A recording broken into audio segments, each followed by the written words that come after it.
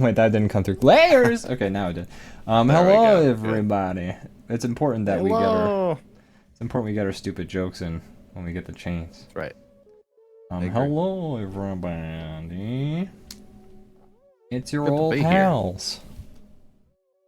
It is good to be here.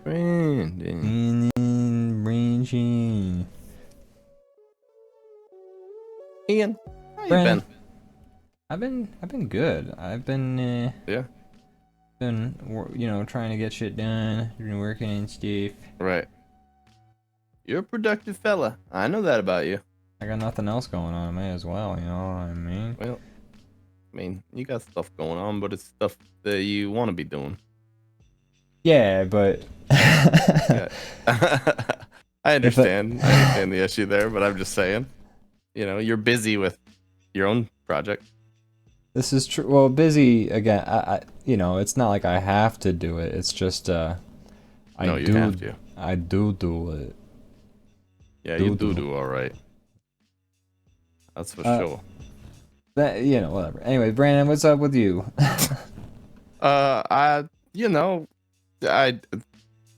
different things. I did family Christmas yesterday at my mom's. It was very fun.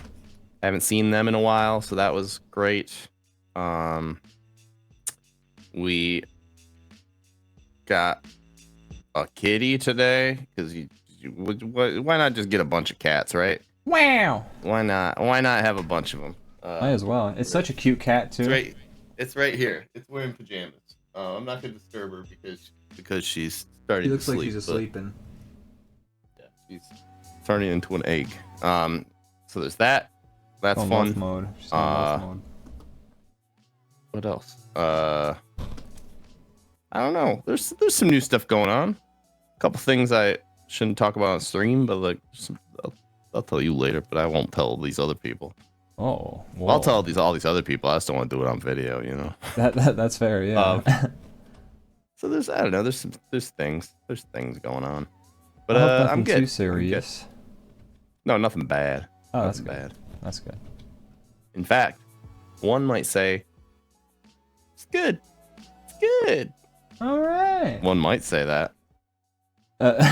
Anyways, you really got me wondering here. Now I'm so curious. It's just I think you kind of know. It's just day job related, but nothing. Right. Okay. Said out loud, and gotcha. I haven't put in any kind of notices anywhere yet. Stuff like that. Understood. But yeah, I don't know. Things are good. Cool. I always feel recharged after seeing my family because I don't get to see them that often. It was very fun. My nieces and nephews are at that age where like, so I'm a few hours away, so I probably only see them like every unless it's like the time of year where we're getting together all the time. I only see them probably like every 3 to 6 months, somewhere in there. And they're at that age where every time you see them, they're just like developed to another level where you're just like, oh shit, like last time I saw you, you were barely able to stand, and now you're like talking to me. It's really weird. Now you're a person with opinions and like knowledge. So that was very fun. I got to play with my niece and nephew a lot, and that was great. So I don't know. I feel my heart is full. I feel good right now. Good. I'm glad. Must be nice. No, I'm kidding. Oh, look at Mr. I have family. Oh, look at I'm loved by people. Jeez. Get a room, why don't you? What's that like? We do. It's called our home. But yeah. Must be nice having a home. Oh, a home. Wow. Could you imagine like if that was how I was like all the time? Like you would not hang out with me. No, I would feel, I don't know, either guilty or attacked, one or the other, or both maybe. Both probably. You'd feel guilty because of how much I was attacking you. Yeah. So there you go. But well, good. I'm glad your heart is full and not in a medically distressing way. Yeah, not in the way it should be. I've met your family; they're lovely. So I don't know where you get off being all ooh. You think I'm on a high horse because I have family? Yeah, I'm actually like I'm quite blessed. But that's good. I'm glad. Yeah. Do you have any Christmas plans coming on? Oh yeah, go ahead. Well, I mean, our Christmas plan is to go to Iowa, but currently the mother's got COVID, so it's like. Oh no! I hope she's doing all right. She feels like shit, but I mean she's alive certainly. And it's not like right. It hasn't been anything like particularly, I would say, distressing in like a manner. So that's like, hey, that's great. Blessings, I mean, we all feel like shit when we get it, but yeah, you just want to just feel like shit, and let that be the. It's just very strange. This is like the third time I've been like in the same living quarters and like essentially interacting with somebody who has had COVID, and like you don't get it. I mean, I was like extremely tired all last weekend. Like if I did get it, then all it manifested That's true. Maybe as, you had it. Yeah, maybe I had it, but like all it manifested as was like I slept for like an entire day, but like I didn't feel like shit. I just was like, I guess I felt like shit, but just like tired shit. Like I was just like fucking tired, man. One of the times I've had it, it was barely anything. Like it was like the most mild shit. So, it's possible that that's all you're dealing with. And that's great. I mean, that's what you hope for, right? I would take it. That's what the vaccines help, make right. it. Like I was all boosted. Yeah, you just got boosted recently. Yeah, like a month ago, and I'm glad I went with Mom, ironically enough, so I'm glad she got boosted too, because who knows how much worse it could have been. Yeah, I don't know. I feel like I have a bug coming on right now, and I'm hoping that it's just a bug. I don't know, but we'll see. Fingers crossed. Just, you can tell, right? Like, yeah, like nothing too serious is happening, but I'm just like, you got that feeling in your throat. Yeah, Actually, yeah, you just kind of have like a weird like it feels different. Something's wrong. Something ain't right. It's like somebody it's like when you play a video game, they'll have like a slider that's like film grain, and it's like they turn the film grain up like 33% on your throat. Yeah, there's just some weird feelings that it's hard to put into words, but you're just like, it's different. Yeah. It's not right. I feel yucky. Yeah. So ew, my body feels yucky. Hopefully it doesn't turn into anything, but I don't know. Anyway. I hope so too. I've had that happen, and then like I just hocked a big old fucking like wad out of my throat, and then I felt fine the next day. So sometimes it just manifests like that. I also feel like if you're like paying attention and you notice when stuff starts to feel a little strange, if you make sure you get some sleep and drink some water, sometimes you can just like stop it from ever even reaching full power. Yeah. Head it off, or they say the best defense or the best offense is drinking a lot of water and eating. Wait, hold on. It's they say the best offense is wear a con. No, hold on. It's spay and neuter your pets. Yes, that's what it must have been. R.I.P. Mr. Barker. Yeah. Ironic that he was always telling people to spay and neuter their pet, like their cats and dogs, but he was Mr. Barker. Like, man, the dogs must have felt so betrayed. Isn't it ironic? Isn't it ironic? Do you want to talk about the song "Ironic" for like an hour? No, not again. But I will say, and I think I talked about this on the show, but I do want to reiterate just in case I didn't talk about this on the show. Okay. I don't think this is ironic. Maybe it is, but it was right after we talked about it. And it's possible I'm repeating myself, so if I did, my bad. But it was like the week after we talked about it last. I was in the house getting ready for work. I had to leave in like 10 minutes, and it was stuck in my head because we talked about it. So I just kept like singing "It's Like Rain" over and over, like that part of the song. Yeah. And I run out, hop in my car, and literally I didn't get done singing it again. Like 5 seconds, I turn the car on, and it comes on right at that part, and it's at the radio. Like just coincidence. I actually do remember you telling me that story. You may have said it on stream, but Yeah. I'm always happy to hear it again because that is a very fucking. But then I was like, was that weird. was ironic. I actually don't know if it was. I don't know if that counts as ironic either. That whole It conversation feels got me ironic, right? confused. It's like, Yeah. or that's just coincidental. I guess, yeah. It's hard to tell There's what's the difference between There's a irony. difference. There is a difference, but sometimes they're the same. Yeah. It's like how not every rectangle is a square, but every square is a rectangle. You know, it's kind Yeah. of like that situation. Sure. So, I don't know. Either way, it was weird. That is very. That's what the songs should just be. Yeah, Isn't weird. that weird? Isn't that weird? What a weird. That's so weird. That's literally the weirdest thing I've ever heard. My. They put up, there was a, I don't know why I'm thinking of this, probably because I'm going to draw Santa with like some kind of sword.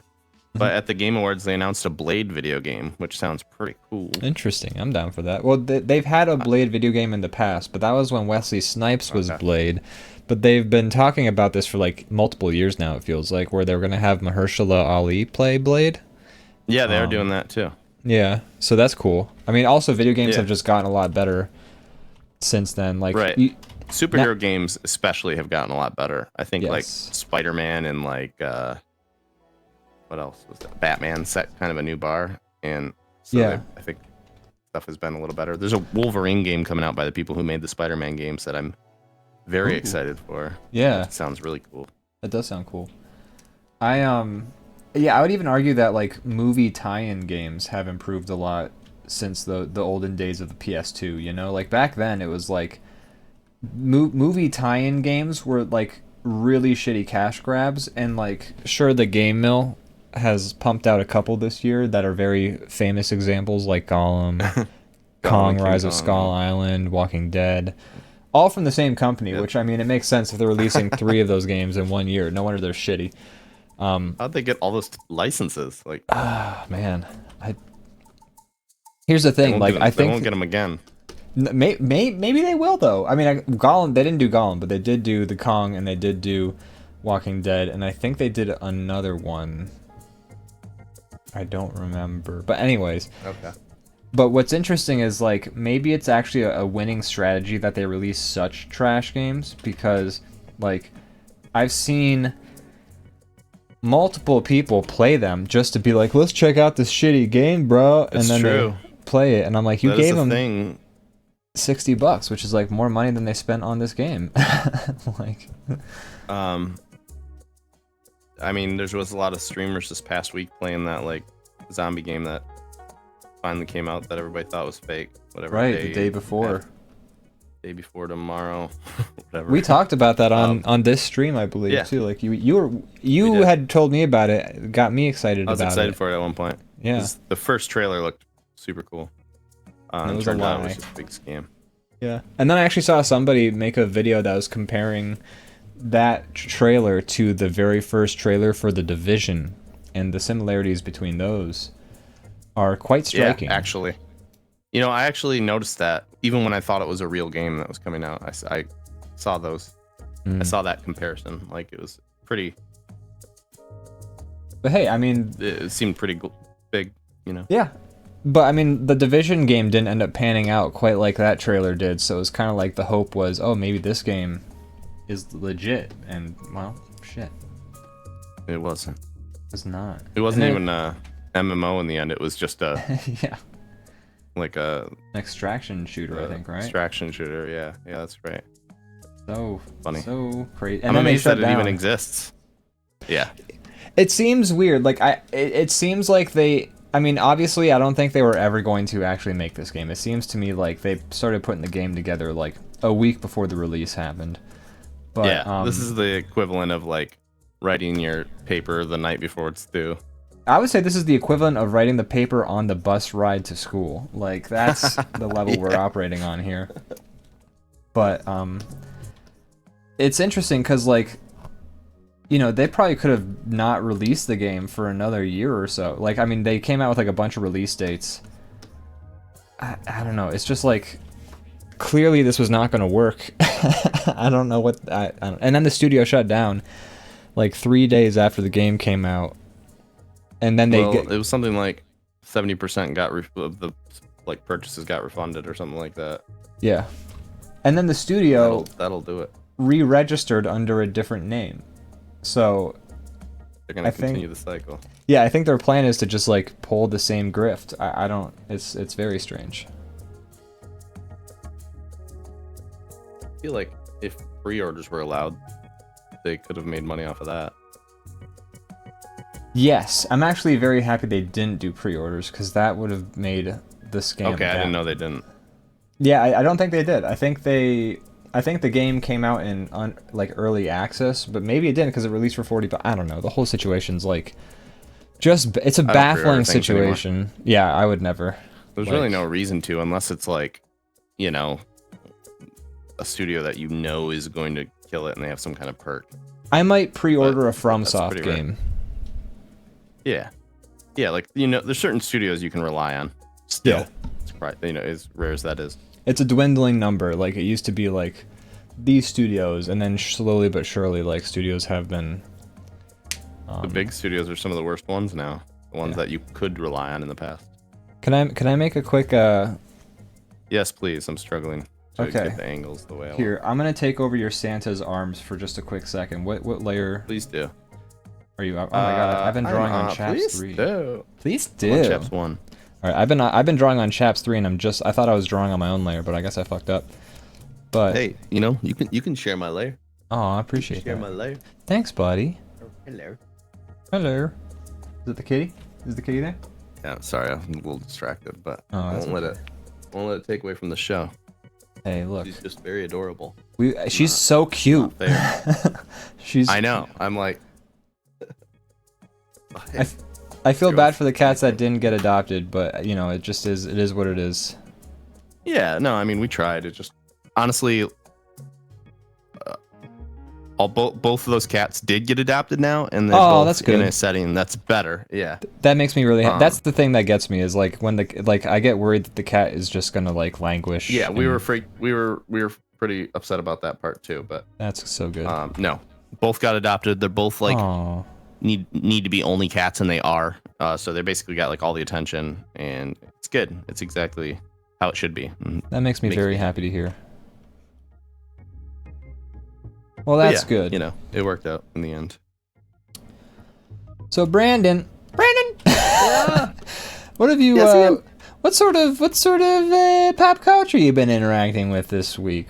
You know, our usual segment where we block out like the real world and we just talk about movies and shit. We get done talking about something depressing usually, and then we're like, so what movie you been watching? Yeah. Let's see, what have I watched? I feel like there's something. I feel like I've watched something. We did watch a movie last night. If you want some time to ponder, I can talk about it. Yeah, go ahead. So, you know, the movie night crew, we got together. We weren't sure if you were in town or if you were busy or something like that. No, I was at my mom. I was on the other side of the state visiting my mom. I thought that might be the case, and that's what I told them. So we ended up watching Goldeneye. Oh, nice. That's one I would have enjoyed, but I've seen it enough times that it's okay. Okay, because we do intend to watch the other Pierce Brosnan. Yeah, I would love to watch the other ones. I don't remember them as much, but awesome. Goldeneye I have seen a handful of times. That's the one with the big like satellite dish and shit, right? That is correct. Yes, it was. Yes, I have seen Goldeneye. It was actually a very interesting experience for me because I have never actually seen Goldeneye before. I've only played the Nintendo 64 game 100,000 times. So it's like, yeah, I knew everything that was going to happen except for like they don't do the helicopter or missile escape in the game. They sort of brush past that, but like the rest was it's a pretty faithful game to the story. Natalia shot a lot less people than she does in the game, but like a lot of it was still there. And so it was interesting because like I gave up the ghost that Trevelyan was going to make a return, and I didn't realize that like they either hadn't seen the movie yet or they hadn't played the game at all. And I stopped giving away plot points after that because I learned my lesson. But it was an interesting experience. It's an interesting movie. It's not a very good movie, but I don't think any of the Pierce Brosnan Bond movies necessarily are. They have a weird energy to them. They do. And I did some He's research. Sorry, go ahead. Cartoon James Bond. Not quite to the level of like Robert Dalton. Was he the Daltrey? weird one? Roger Daltrey or Daltrey? Robert? Yeah, I think one of those. Whoever did whoever did like. Was that Casino Royale? No, well, maybe like the original one, but no, I'm trying to think. There's one Bond that just like all his stuff was like it had like weird like cartoon sound effects and weird shit. He's like jumping on like alligators' heads and stuff like across the river, just like wacky shit, like old Batman type shit, like 50s Batman. Yeah, Bond has gone through a number of. I mean, I would argue that like the most serious Bonds have been the Craig ones. And then probably the Sean Connery ones, like it's like seriousness. Yeah. It's like Sean Connery. I like the Sean Connery ones. The Sean Connery ones are good, and then it's a dip for a while, and then Daniel Craig comes back up to being serious. Yeah. I was gonna have him holding his katana in this other hand. Okay, sorry, I'll stop. No, it's okay. It's okay. I'm sorry, I'm taking over your. You started drawing this scene, and I started to. I'm okay with that. I like that you're getting in there. I like to draw action. I draw a lot of action scenes that I don't ever show people. I feel like I don't know. I like to draw action sequences. I've talked a bit in the past about my love for a good action sequence and like kung fu movies specifically. I'm like very inspired by kung fu movies. Yeah. But I never really got a chance to flex that muscle, but fuck, man, I would love to direct, like, a fight scene someday, because I feel like... I don't want to say, like, I get it, like, I know what I'm doing, but, like, I don't know, I feel like especially compared to Goldeneye, like, the action scenes in Goldeneye are kind of a mess. You know what's the best part about Goldeneye? Are the funny scenes. There's a couple of scenes where they're there strictly to be, like, funny. And man, they are hilarious. Like, the scene with Q, I think he was at the time. Like, he was Q in that particular... Like he hadn't died, yeah, the actor. Because, like, anytime the actor dies, they go and they shift a letter, right? Or maybe not the actor dies because John Cleese was W or something like that. Or P. Oh, yeah, I forgot about John Cleese being in them. But, like, so, like, I think for Goldeneye, he was still Q as the scientist guy. But it's interesting because, like, in that scene, he's, like, showing off... It's, like, in his lab, he's showing, like, the different inventions. But there's, like, so much slapstick comedy that's going on that's also really well done and fucking funny. Like, there's a guy in the background. He goes into a telephone booth to use the telephone booth, and then it fills up with, like, a fucking balloon, like, raft thing, and the guy gets, like, stuck against the glass. And then at the end of the scene, they show him, they're, like, carting the telephone booth off, and you just see the guy pressed up against the glass as they're carting the telephone booth away. In the background, like, perfectly framed. He's, like, they gotta, like, go and, like, probably surgically remove him from this telephone booth or something, but, like, the way it's like framed... some Willy Wonka type shit. Exactly. It's very Willy Wonka, because, like, there's, like, a guy at a desk who gets launched away, because I guess he was using a trick desk or something like that. Like, there's a lot of, like, slapstick goofiness going on that makes sense, because, like, they're in a lab building dangerous, like, trick devices, but, like, the way it's framed, the way it's timed, the way it's shot...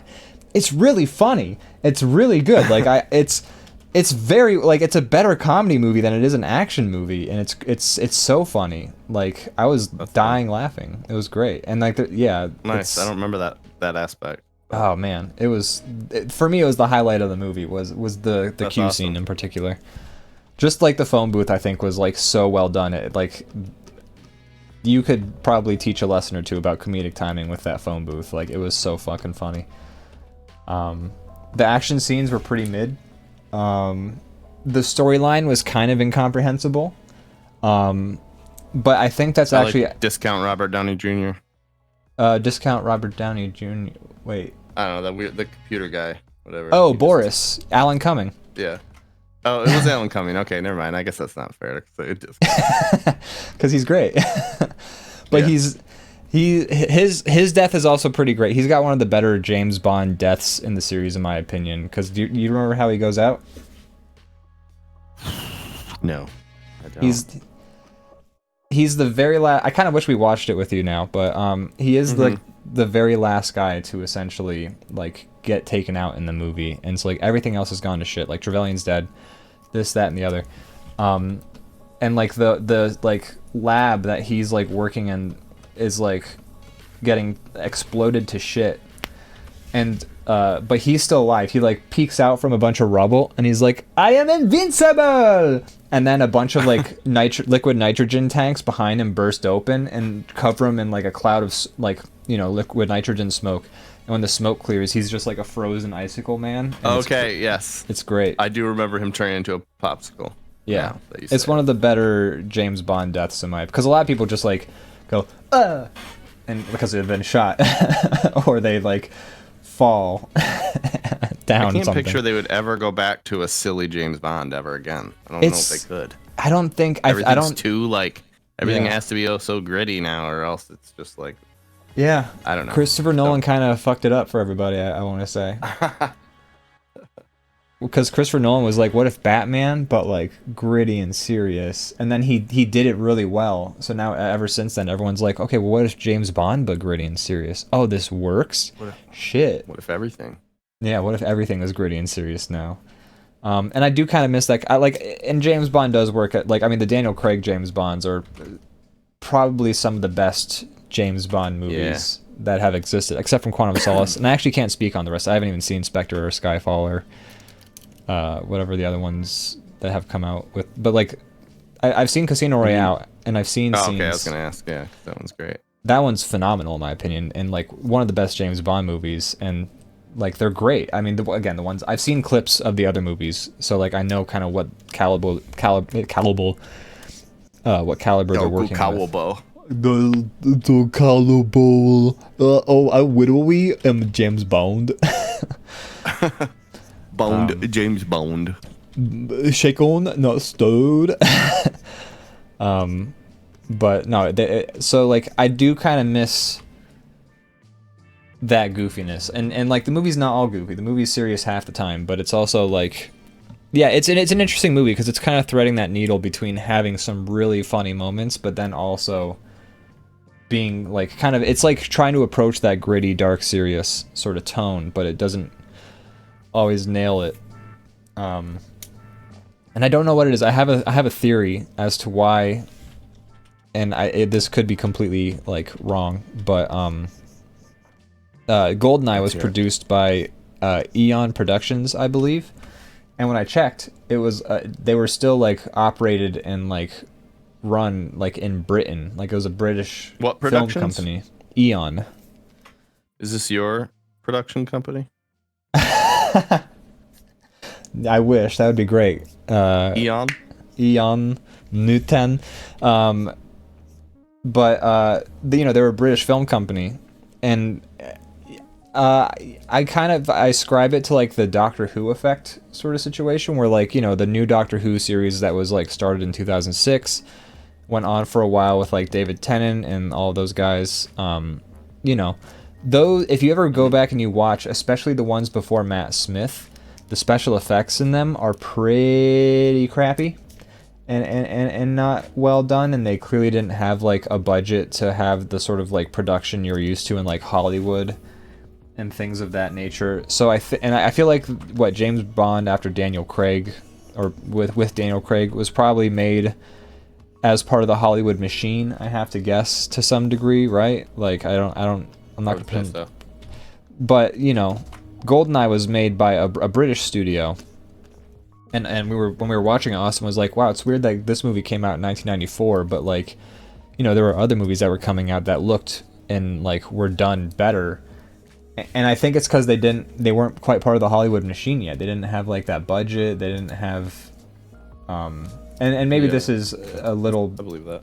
Yeah, I don't know if that's entirely accurate, because like I'm sure like there are plenty of great things made in Britain, like movies and productions and things like that. But I feel like in terms of like that high budget look, Hollywood was doing it, and like other companies were trying to catch up. I don't know.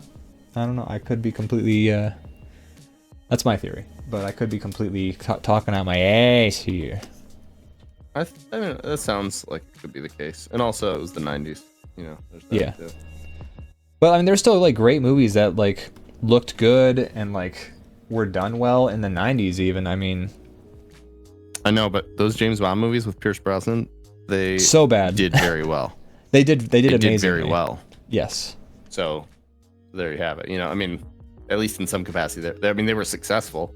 They were successful. You know, whatever the reason may be, I don't know, but I remember when Goldeneye was like a movie. I remember like that movie being fairly recent as a kid, and our neighbor was like a huge James Bond fan, and he was like, "Yo, let's watch like a bunch of James Bond movies," and I was like, "Yeah," because I was like 8. Or probably not 8. I mean, I was probably like 12 or something like that when we were like, let's watch James Bond. Right. But they were popular in America. I'm not sure when. I feel like they probably crossed over into American popularity probably well before I mean, Brosnan. they were released in like, yeah. They've been popular since always. Yeah, that's my yeah. They've been popular since they were books. You know. True, very true. Yeah, I don't know. It's weird to consider all of the potential factors that go into that, but regardless, the movie kind of looked like ass. The movie's kind of goofy. Yeah, that's why I think they're perfect for bad movie night. Exactly. But it was a fun movie. Yeah, I'll be there for it was the a fun others. time. Hell yeah. Because you know, I think those are a good choice. Every once in a while, one of you recommends something that's just like, oh shit, yeah, that's definitely what we should be watching. Yeah, you were there for Kill Chain, and I was there for Kill Chain. That one didn't pan out quite so well, unfortunately. It wasn't very good. The only thing that was fun was just doing Nick Cage impressions the whole movie. At least for me. I don't know if that was fun. It might have been torture for everybody else, but I was enjoying just like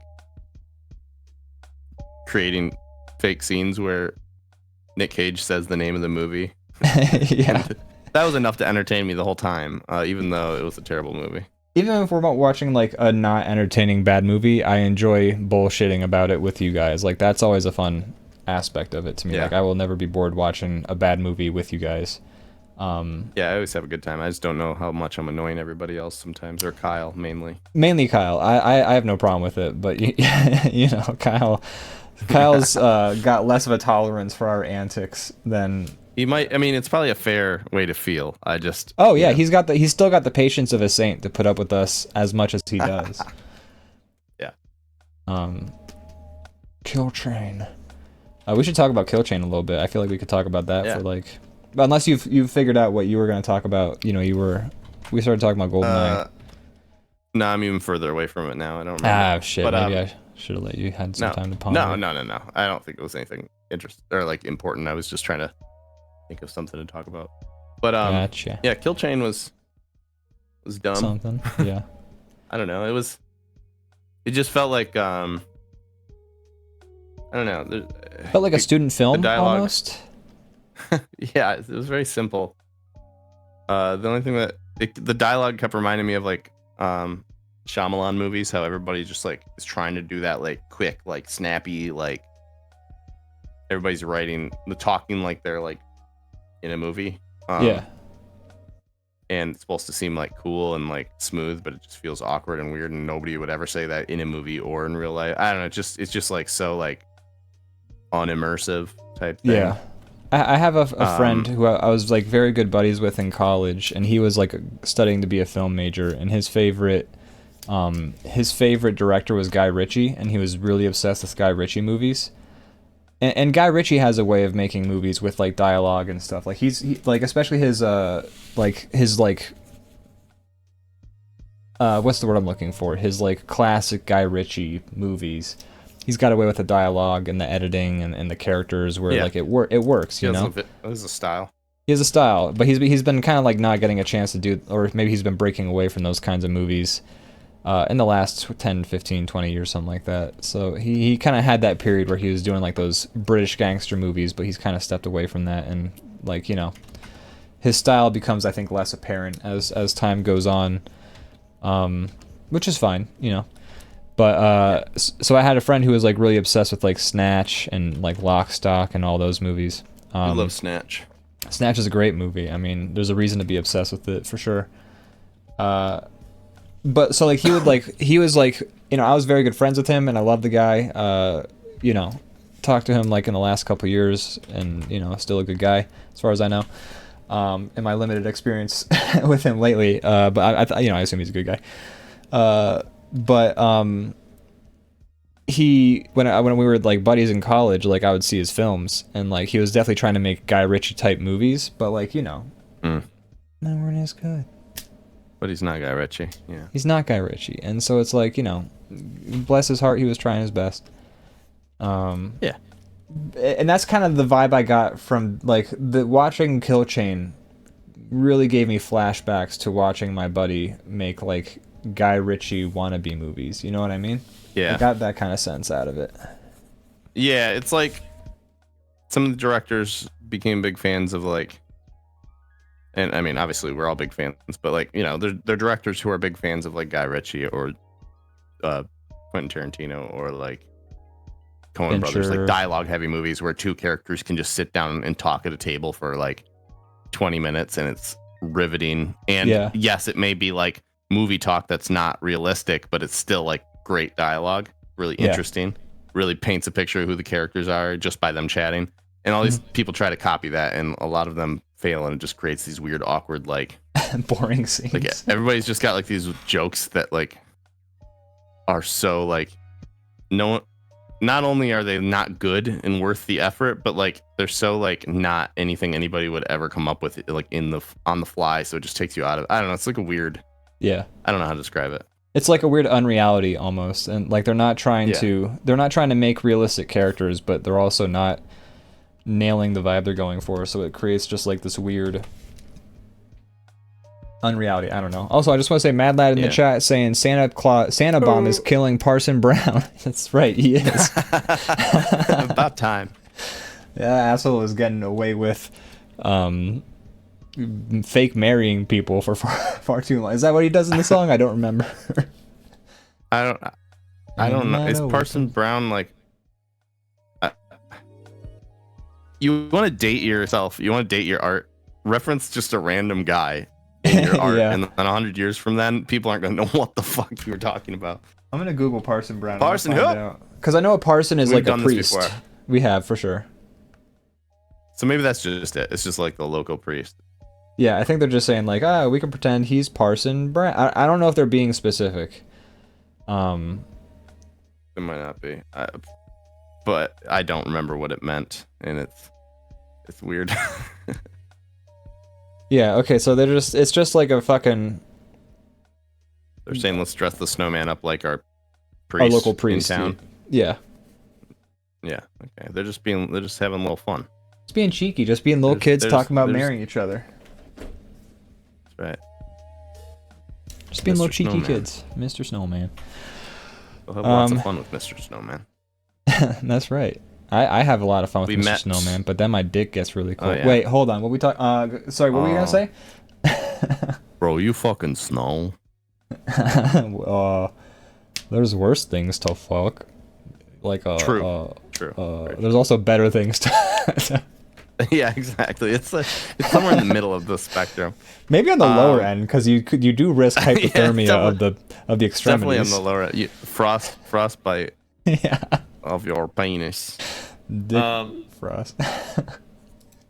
He'll say, "Are you married?" And we'll say, "No, man. But you can do the job when you're in town." Says Mad Lad. Thank you for. I forgot the lyrics. Thank you. What were you gonna say? I'm sorry to cut you off. We visited on the way back today across the state. We stopped at Morgan's aunt's house and visited her. And she got a African gray parrot like a year ago, and we hadn't met it, but we met it. It's very interesting because they're very smart, and their mimicking is really good. And they're like the parrots that are like, I'm sure it's still mostly mimicking, but they understand. They seem to have context, like they understand a little bit more than the average bird. They're not just repeating shit. They're like saying things at the right times, and you're like, huh. So it's just like slightly in there. It's slightly above like Chat GPT, is what you're saying? It's about the same level as Chat GPT, honestly. Okay. And the parrot probably does better art too. But it's it's like, there's like this one African gray. It died now, but it was like known for having like the largest vocabulary ever taught to like a bird, and like it could identify items. You'd like hold something up, and it would be like, he'd be like, "That's a key," and he's like, "What color is it?" And he'd be like, "Red." Wow. There's this one guy on TikTok all the time that he has one, and he's always like handing it things, and he's like, "What's this made out of?" And it will like tap its beak on it, and it's like, "That's metal. That's paper." Like they're smart. They actually. It's not like full on communication, but they understand the context a little bit more of what they're saying versus just mimicking. Right. So it's really strange. That's cool as hell. And also their mimicking is like the voice. They don't just go like I feel like macaws often are like, they're like clowns. They're like, ah, they sound like a cartoon character. Yeah. They're like, Hello, I'm Gilbert Gottfried. yeah, basically. But these African grays and a lot of other birds can too. But they're just like it kept saying hello, and it was sounding like her uncle, just like his exact voice. It's like the bird from Aladdin, just like hello. I was just like doing it, and it's like, that's wait, the bird from Aladdin is Gilbert Gottfried. That's true. Full circle. We're back. I've seen a video it was really cool, though. I've seen a video of, I know corvids are supposed to be very intelligent and good at mimicry. So like I've seen a video of a guy had a raven, which is part of the corvid class, and he says ravens are really good at it. It's eerie. Yeah, he like taught his raven to say nevermore. So he's like, go on, say it, and then you just hear it in the guy's voice that you just heard go, and it kind of sounds like a little bit of like Microsoft Sam in there. So he's kind of like nevermore. Yeah, but that makes it creepier. It made it worse. Yeah, I was like, oh my god. It's a very eerie thing to it. I know, but it's super cool. I was at I think in 2019, we were at the San Diego Zoo, and there was this raven enclosure, and you can get right up next to it, like, and it was just like sitting there, and we were having a soul bond moment. We were looking into each other's eyes. I was talking to it, and it looked like it wanted to talk back, but it didn't. That's not the most interesting story, but it was like, it seemed invested in me. We were both just hanging out for a while, and it was cool. That's cool. It'd be interesting to hang out with a bird some like corvids. That. Yeah, me too. There's always those stories of like the kids that have like befriended a crow, and now it brings them all gifts and shit like that. And I'm like, I want that. Yeah, the craziest story I ever heard, and you're probably thinking about the exact same story, but there was like this girl and her family was like raising crows for a while, and Hitchcock tried to warn us. That's right, the birds are getting too clever. The girl from the article I read, her family had like been taking care of crows and like feeding them, but also like nursing ones that were like hurt back to health. And so the crows like knew where she lived and like would hang out and like kind of keep watch over her. And the story that like blew my mind the most was that she had a camera and she was like trying to take a picture of like something over a bridge or something like that, but then like her lens cap fell off the bridge and like landed in wherever below.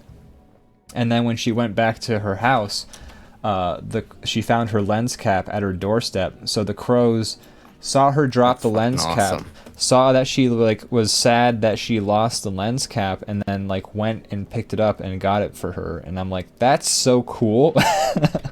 I want that. Crows. I want crow powers. That's awesome. If I ever get the opportunity, I'm going to become Crow Man. Like by the time I'm 40 or something like that. Like tons of crows around my house. I could become Crow Man. I just gotta start bringing them food. Yeah, I would say do it now. It might be the same girl, but there's this. You can Google it. But there's this girl who was, I don't know. She was feeding crows and, like you said, taking care of them. It might have been the same girl, but she's posted online all the stuff that they brought her, and it's interesting to see what a crow considers valuable. A lot of like shiny things like beads and like pieces of glass and like things like that, but she has them all like laid out, and you can look at like all the different stuff. Pretty cool. I just imagine the girl's like, wow, what did you bring me today, Mr. Beak? I brought you beads. What did you bring me today, Mr. Tumnus? I brought you this nut socket. What did you bring me today, Mr. Mustopheles? I brought you a microchip computer.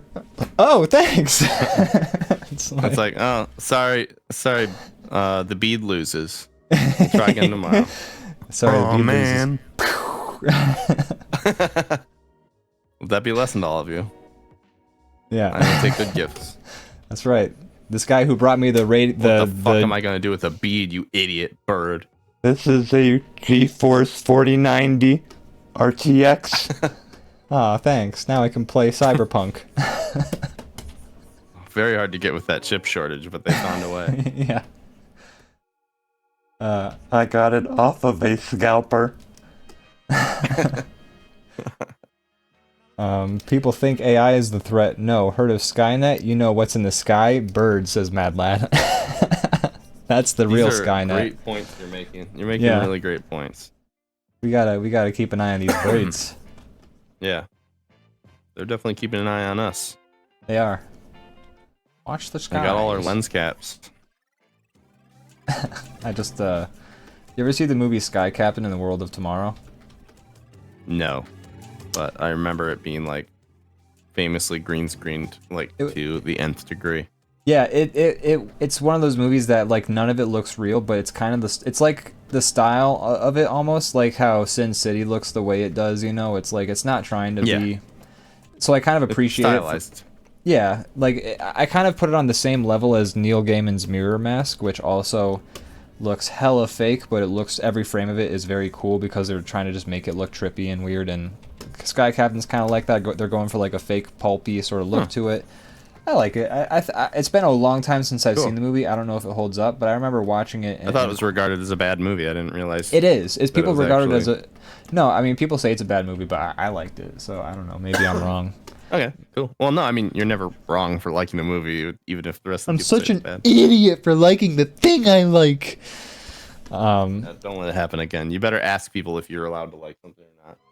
But one of the jokes, there's like a recurring bit in the movie where the main character is Polly, and she's like a photojournalist, and she like the Sky Captain is like her friend, I want to say. He's like a pilot. Maybe Sky Captain is Angelina Jolie in it. I don't know. But anyways, like her friend is the pilot. I'm gonna call him Sky Captain. And wow, I love that there's a character actually referred to as Sky Captain. He might. I don't remember. I don't. I'm the titular Sky Captain. And this is my friend World of Tomorrow. Hey guys. But hi, how's it going? So there's a recurring bit in the movie where she's a photojournalist, and like she's going on this wild adventure. She's going to like this continent that's never been found before, and like there's like a robot army that attacks, and like this, that, and the other. So she's trying to take a photo, but she constantly realizes that she's got her lens cap on, and so then she's got like this many photos left. She's got like trying to conserve them, and she tries to take a good photo. Lens cap is on. Shit. Or like the camera like is like knocked out of her hand. She has to like get to it, but the moment's over. Like that's kind of like a recurring theme of the movie. And Gotcha. so at the very end of the movie, there's like this the climax happens. There's like sort of this like final visual that's like everything is fixed. Like we've won and like this moment. And so she tries to take a photo of Sky Captain, and then like the final line of the movie is like Polly, lens cap, and you know it's a nice little closer on the whole movie. And She finally gets that photo. She gets that photo, but she fucked it up. And so whenever I hear the word lens cap, I just think of that scene. That's a random bit, but that's it. Gotcha. I recommend it. I actually recommend people go out, they watch Sky Captain in the World of Tomorrow. It might suck, but I remember it being a fun action movie that looks fake as hell, but like we allowed Sin City to exist. We allowed what's another movie looking fake? Yeah, I don't mind. As long as they own it. Yeah, I feel like the movie like definitely owns it. Like they're going for like a pulp movie. Like it's set in like a faux 50s sort of like time, so it's like I don't know. I thought it worked. Oh, I like how you did the katana with the candy cane stripes on it. Oh, fine. Maybe we should try watching it for Bad Movie Night sometime, see if it holds up. I think that'd be a good one. Yeah. I liked Mad it. Lad says, is there lower of what you're drawing? All the snowmen that Calvin made have finally consumed him and his family, and now Santa Claus has to right some wrongs. We're gonna be hearing from Bill Watterson's lawyers, which it sounds exciting because I just want to have some connection to the man. I would love to meet Bill Watterson, or at least his lawyers.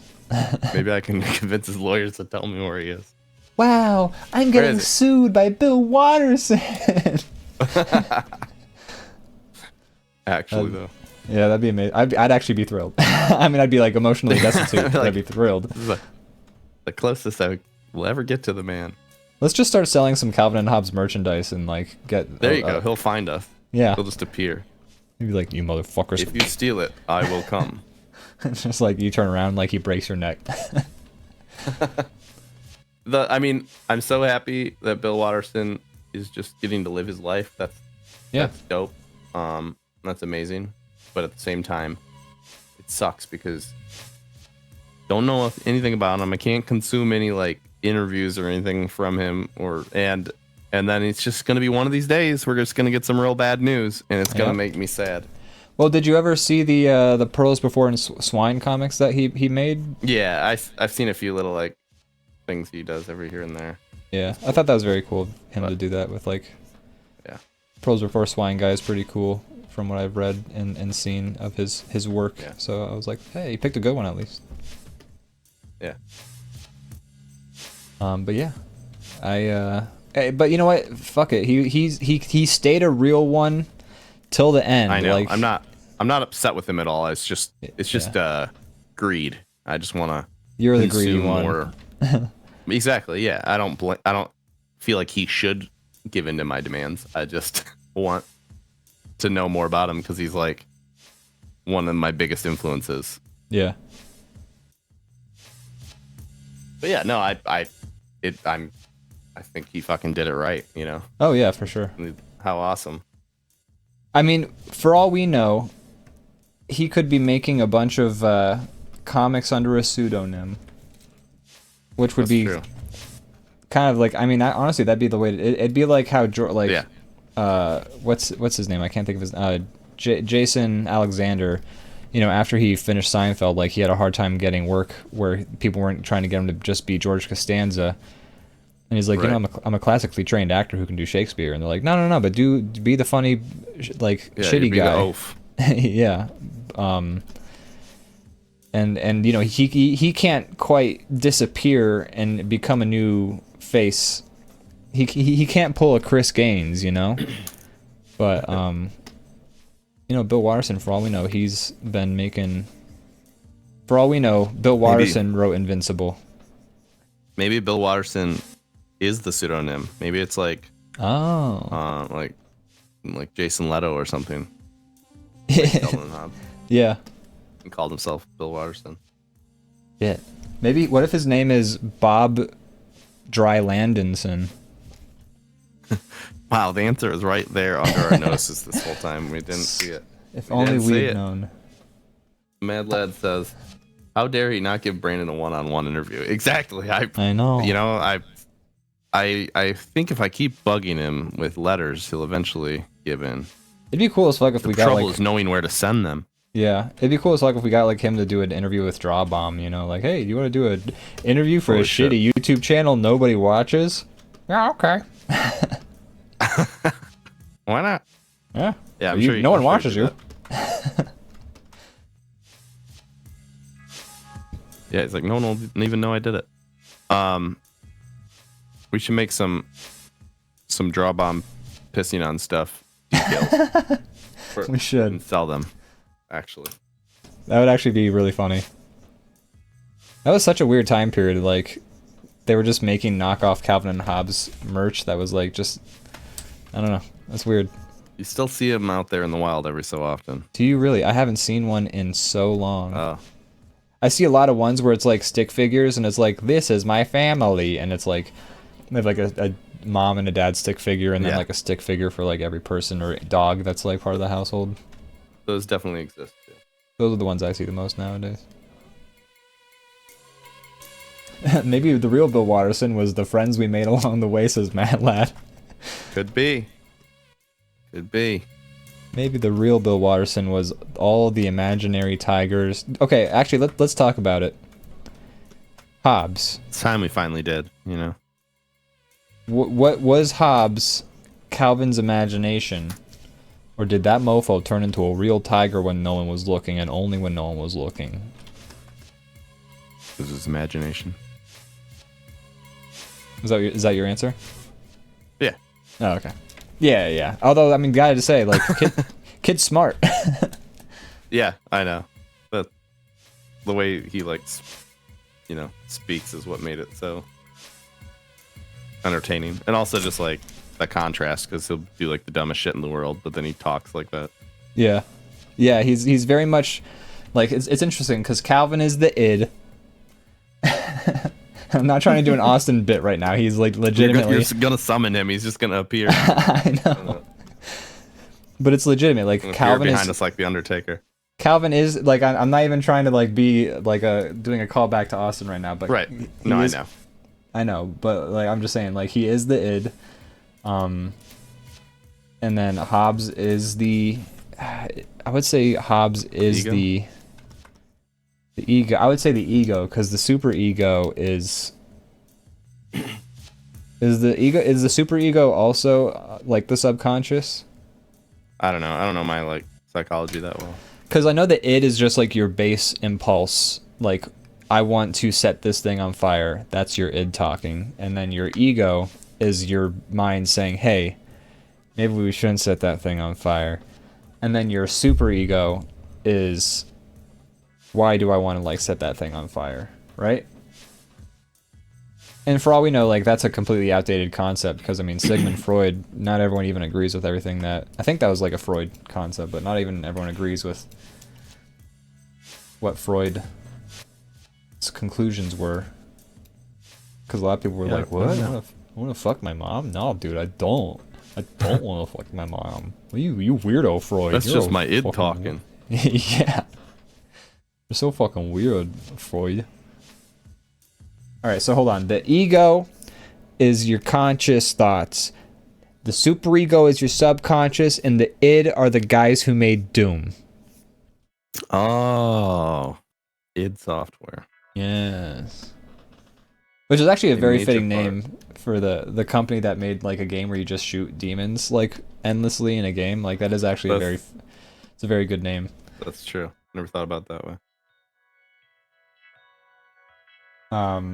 Actually, speaking of Doom, the map designer for the very original Doom, John Romero, released a new map pack. The 30th anniversary of Doom was last week, I want to say.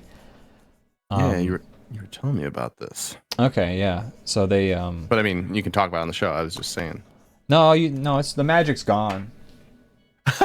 Well, no, I wanted to ask if you had played it now or not. No, I was actually planning on playing it on stream at some point. Okay, cool. But so like, you know, John Romero came out with Sigil, which was a map pack just for the shits and giggles.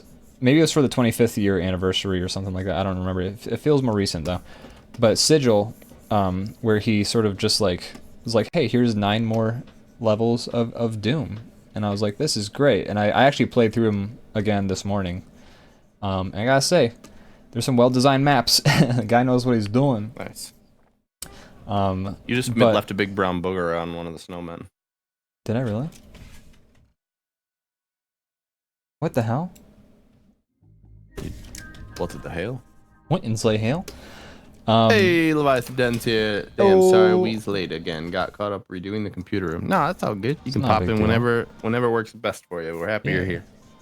Yeah, you don't gotta apologize for being late. Yeah, so, you know, he came out of Sigil however many years ago, and it was a pretty banger of a map pack. He, for the 30th anniversary, came out with Sigil 2, which I'm very much looking forward to playing. And yeah, that's it. That's all I gotta say. I don't know anything else about it, but, Cool. yeah. Wow. Yeah, let me know if it's any good. Whoa. Oh my Gifted god. 5 tier 1 subs. Oh Whoa. my gosh. Oh my goodness. What a guy. Goodness What a gracious. guy. Happy Wow. 3 years of subbing, says Leviathan Den. Is that really how long it's been? He's a hero. Wow. He's a god amongst men. Thank you. I appreciate you. Wow, you're so dominant. Hooked up a bunch of the viewers. Thank you, Leviathan Den. That's very generous of you. Appreciate know you. what this is. Thanks for watching. Yeah. Appreciate the 3 years of support. Yeah. Wow. Wow. So yeah, I'm excited to play Sigil 2. I'll probably do it on stream. I set up, so, you know, for lately for my streams, I've got the new layout where the whole screen is, I keep forgetting that the map, it's like doing the wow for each individual sub, and I'm like, oh, who's hitting that button? So, you know, I set up my stream setup where now it's like the screen takes up the whole window, and I'm just like green screened in the corner, which I think is I'm enjoying it as a layout because it feels proper. Like, you know, it's kind of like... I like it. Thank you. It's like minimal in a good way. It doesn't take away from like what's happening on the screen, but also it's like, it's good. Nice. Yeah.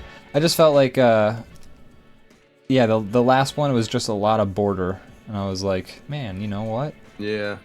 I don't gotta do That's what I struggle with too. Just because I want it, I don't want to like crop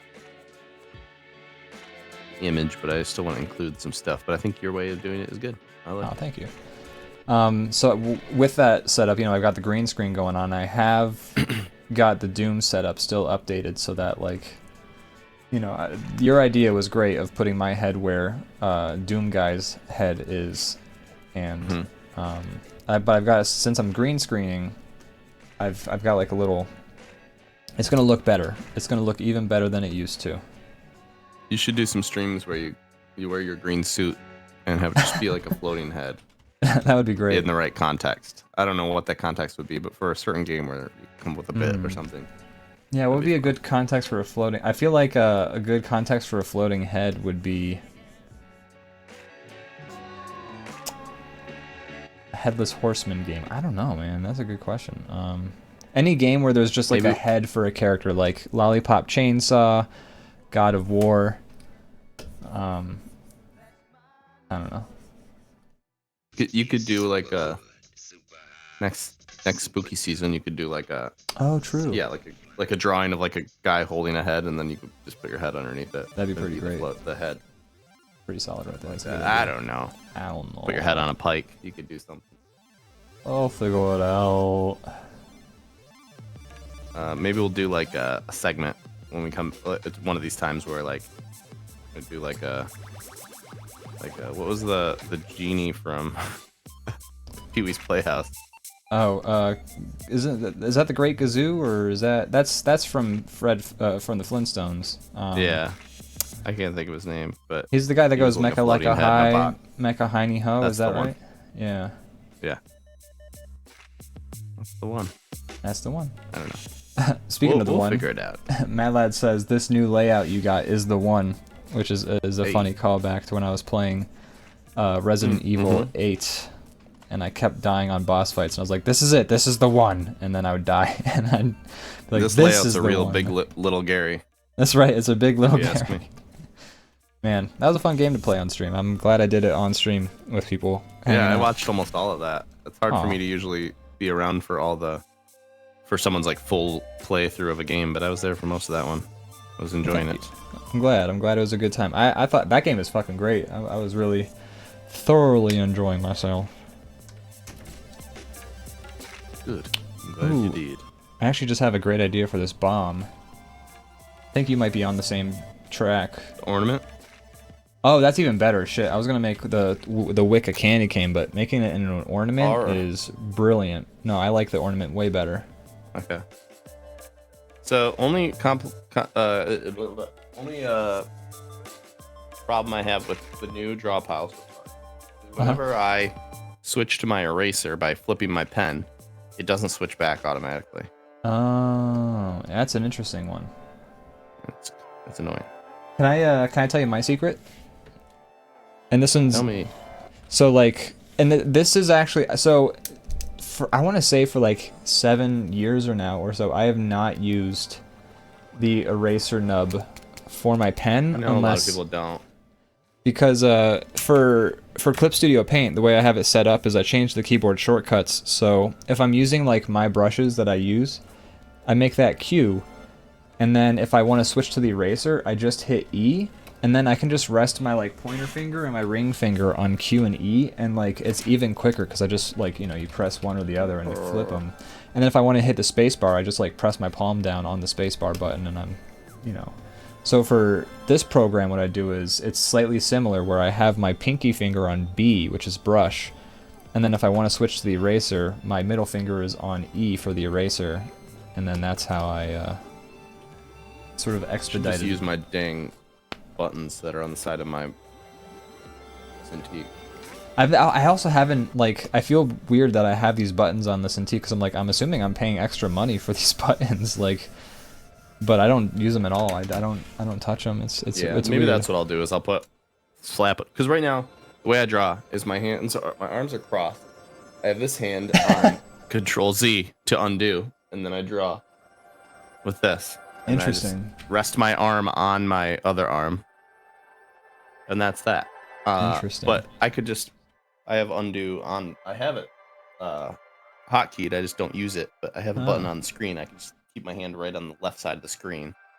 It does hit different. More when you're, ergonomical. It does hit different because you're right-handed. I'm left-handed. So like my monitor that I'm drawing on is like flattened, and my keyboard is like on my right hand. So like left hand's drawing, got my right hand here on the keyboard, finger on Q, finger on E, and then if I want to hit like undo, it's such a small stretch to go Control Z, and then if I want to redo, I hit Control Shift Z, and it's Part of it is the way I set up the room is not great either, so that's a little bit on me. But like I probably should have had these monitors on opposite sides, but I don't want to redo it now. So No, I don't blame you. Here we are. You want to color that ornament a different color? I don't know what layer you colored the letters on. I was looking for that. Oh, I always put it You don't on have to do that, I Title can do it 2. Title 2, got it. Title 2. Oh yeah, there it is. Mad Lad says I inspired him to replay Resident Evil 8 like 5 times in 1 week. Hell yeah! You know, I just found out recently is that the guy, I think his name is Neil Newbon, but he's the voice of Astarion in Baldur's Gate, which I haven't played Baldur's Gate 3 yet, but he is the voice. He's the one who like won Best Voice Actor, all that stuff for Baldur's Gate 3 for his work as Astarion. I just learned that he's the voice of Heisenberg in Resident Evil 8. So if you actually go to his YouTube channel, he's got like a series of videos where it's like, voice of Heisenberg plays Resident Evil 7, voice of Heisenberg plays Resident Evil 8, voice of Astarion plays Baldur's Gate 3. Oh, interesting. Yeah. Huh. When I found out he was Heisenberg, I was like, no fucking way! That was another good voice. Oh, thank you. That guy's got some good... Hey! Oh, you're talking about his voice. No. No,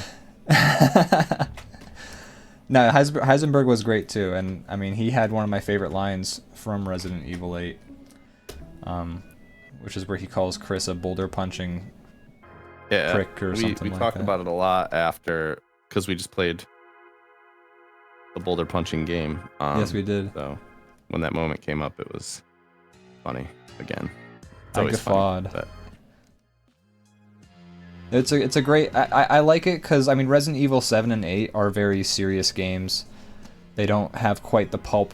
Maybe 8 more so than 7, but they don't have quite the pulp, like, vibe of other Resident Evil games in the series, but I do appreciate that it's at least willing to be funny, pull back the veil a little bit, and, like, call back to one of the more ridiculous moments in the series. So I enjoyed that. I felt like they threaded a lot of needles very well with 8. Yeah, it was a good one, for sure. Very much so. Mad Lad says I didn't know that. Neat. Which one of the lords from 8 is y'all's favorite? That's a good question. Who's your favorite bad guy that you have to murder from 8? You know, I love the game. I'll say that.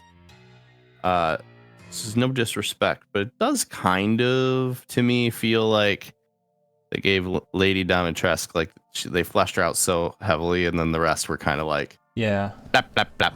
That is fair. So, I she think gets, like, she's the best one. I feel like she got the most... I mean, the two in the middle were kind of shorter, she was pretty quick. Yeah. Or no, I'm sorry, I said that wrong. 2 in the middle were shorter, and then the first and the last one were a little bit longer. Yeah. But I don't know. Heisenberg was like fun. The whole the whole doll house. Yeah. Like that was some of the cool, like scariest moments, coolest moments. The fish fight was pretty fun. The fish He was fight gross. as a character, he's like fine. Like he's funny. He's got like he's kind of got a little bit of personality at least. Like he's kind of like a sad sack, like simp a little bit, you know. So I kind of appreciated that aspect of his character. Yeah, but I guess Lady Dimitrescu and Heisenberg are the most fleshed out. But I think I have to go with her. It just seems like she got the most like they spent the most time on her. Yeah. So I just like her more for that reason. And you know, her castle was like one of my favorite setting of like the game. Like one of my favorite place that I think I went. Yeah, that's fair. Like physically. I do want to real quick. I'll give my answer because I'm not too far off in agreement with you. Like I pretty much agree, but I don't want to skip over Leviathan. Then he wrote a big old paragraph. Actually, the factory was pretty fucking cool too. Anyways, the factory is cool as hell. Could we buy this drawing from you guys? I'd love to display it on our Samsung Frame TV for the holidays to impress our guests or drive away the unwanted ones. I don't know if you gotta buy Sure. it. I mean, we'll give it to you. We'll You post just it on bought the with 5 subs. Yeah, you did just buy enjoy. it. So we'll post it in the Discord. We actually used to post the title cards. We'll get back to it. I've been wanting to get back to doing that. I just haven't done it. I tried to set up like a thing. Like there's like a plugin I downloaded and like tried to set up for Discord where it was like supposedly like you could set a folder and if it recognized a new file was dropped in a folder, it would automatically link it and upload it to a specific Discord channel. And I tried to set it up so like anytime a title card would get saved to the title card Dropbox, it was supposed to like post it then to the title card Discord channel, but that never ended up. I don't know. I couldn't get it to work because I don't know shit about like Things weren't programs. Things were thinging. But he's the best, says Mad Lad about the fish guy, because he does he does have that one moment where he's trying to kill you. He's jumping around his fish and he goes, "I'm the best," which cracked me up. And then as I was fighting the fish guy, I was playing MC Mofo Show's song "I'm the Best." Oh, that's funny. Yeah. Because I fucking love that song. It's a great song. I unironically you think that song introduced is a me to banger. it, and I quote it every so often. I say I'm the best a lot more than I say the best anymore. It's just part of my speak. It's your lexicon now. I will say the fish guy. I did like the moment where he's just always pathetic, but there's a moment where he's like pathetic. And you're just like, ugh, you're gross. And it was like it's like a trick. He's just like distracting you with how pathetic he is. And he's like, oh, you're an idiot. Now you're dead. And you're like, I was like, that's kind of funny. Yeah, that was good. He got me with his patheticness. What a prick. No, I do think Lady Dimitrescu by far got the most development in the game. I don't know if that was because she did so well with the marketing and like, I mean, I assume when they released the video, like how long after they like the first video showcasing her did the game come out? I want to say it was maybe like a year, 2 years, something like that, but it could have been a shorter period of time. Maybe like a year. Okay. Or like a little less than, but she was the first marketing. thing They showed. Yeah. And so like I was actually very surprised when you kill her in the game, because I was just like, oh, with the way that she was like so prevalent in the marketing, I really thought that she was going to be in fun, much though. more of the game. No, it was cool. I like For me, it because it set you up like, okay, so that was one of them. Now there's going to be more that you don't know as much about. I mean, what it did was it totally threw me off, and I didn't know what to expect from the rest of the game, which is how I would always prefer my experience with it. Like, I don't want to know what's coming. Like, I like how much Resident Evil 8 consistently surprised me. So that was cool. But I was very surprised but she was also the most developed. But I also it's weird because like if the other characters were more I think the fish is my favorite. I'll be honest. I think the fish is my that's awesome. favorite. That's awesome. I think Lady Dimitrescu had the most substantial section of the game. But her and her like little vampireling like lady friends, their vibe was just kind of weird to me. Like they kept calling you man thing, and it was clearly like supposed to get you, like they're trying to give you a boner the whole time, and that always kind of makes me feel Trying. Mission accomplished. hey. That always just gives me a weird vibe though. Whenever I'm playing a game, I'm like, I'm trying to be scared, but you're trying to give me a boner. Like these two are at odds with each other. So They call that a fear boner. that's right, they do. Fear boner. I'm very accustomed to. Here's the thing, every boner I get's a fear boner. I don't get any boners that aren't accompanied by fear. No, but When somebody's trying to murder you is a dangerous time to have a boner. You know. Yeah. You want your extremities to be you want all hands in on the when the ride is in operation. You want them don't locked, be cinched in. You know. Yeah, you don't want anything getting lopped off. Yeah. It's like how I wouldn't cook in the nude for similar reasons, you know. I don't want some hot oil dropping down on the extremities. but yeah, so her vibe kind of weirded me out. Heisenberg was cool, but I felt like he kept calling the main lady a bitch like way too often, where I was just like, go to therapy, man. Like, come on. Like, fucking. He kind of wasn't present. He kind of was just like talking to you through like a radio or through like a hole, and then you fight him. Yeah, but like all of his dialogue was like, that bitch, I'm gonna kill that bitch, and then you're gonna kill that bitch, and I was like, all right, man, chill out. But the fish guy was like, he was pathetic, and he was clearly like, I feel like he had the most going on, like he had the most layers to his personality that like were there, so I feel like he made for the most interesting character. Like if I were to just have to describe the personality of the characters of the game, it would be Lady Dimitrescu. She's big Dami mommy. She's the femme fatale, like you're trying to give you a boner character. Heisenberg's just mad. Like Heisenberg's as mad about what the name of the final lady is as like actual like Breaking Bad Heisenberg was about not getting like credit for being a genius. And then fish guy was like, you know, pathetic simp who also, I don't know, I felt like he had the most personality. And then the dollhouse, sorry, go ahead. I was just gonna say he's like pathetic, and everyone in the group hates him, and he's just like, yeah, he's like, oh man. Yeah. And like the dollhouse was my favorite part of the game for sure, but like, you know, you don't even meet the doll lady. You just kind of, you know, you end up stabbing her and she's dead, but you don't see her until she's already been murdered. Unless I guess you count the doll as like part of her personality, so it's like, I don't know. So I'd say the fish guy is my favorite. I think that's like her in the doll, but still, like, I mean, yeah.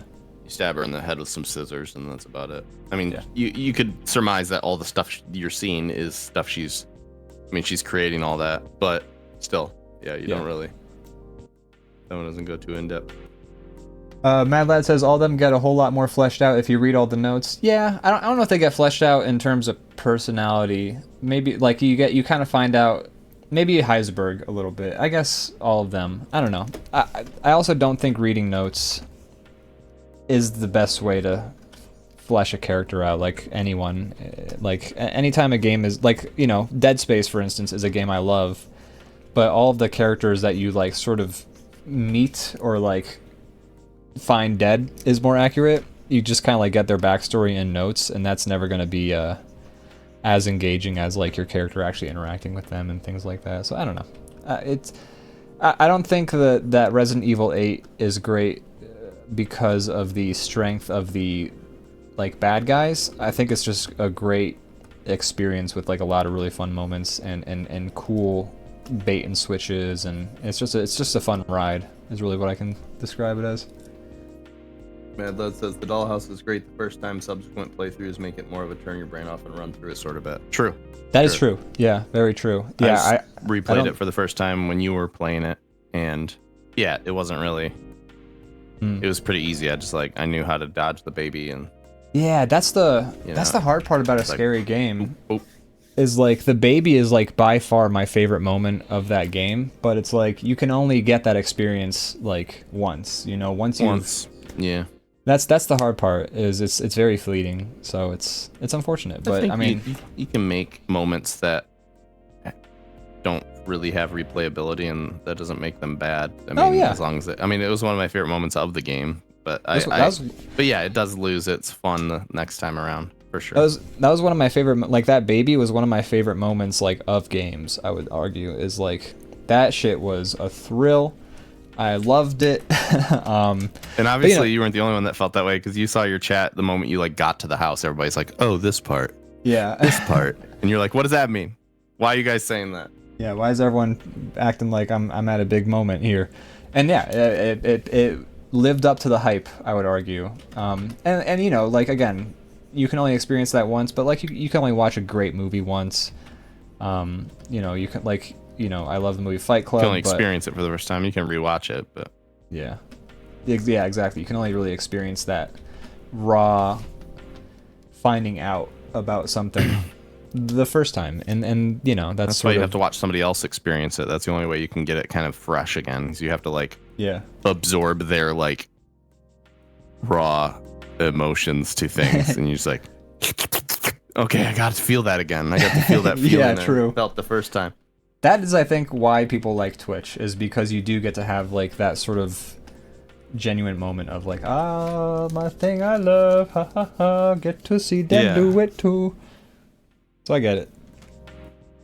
So there's a lot of games where I'm like, this doesn't make sense for Twitch. Like, why would anyone watch someone like Minecraft for? I guess there's Minecraft. People do cool things in Minecraft. I don't know. I don't know if it's a specific game that I could come up with where it's like, why would you do this again? But there's games I feel like lend themselves very well to Twitch, and if you've played the game before and you're gonna watch somebody else experience it for the first time, that's a prime example of a great reason for Twitch to exist.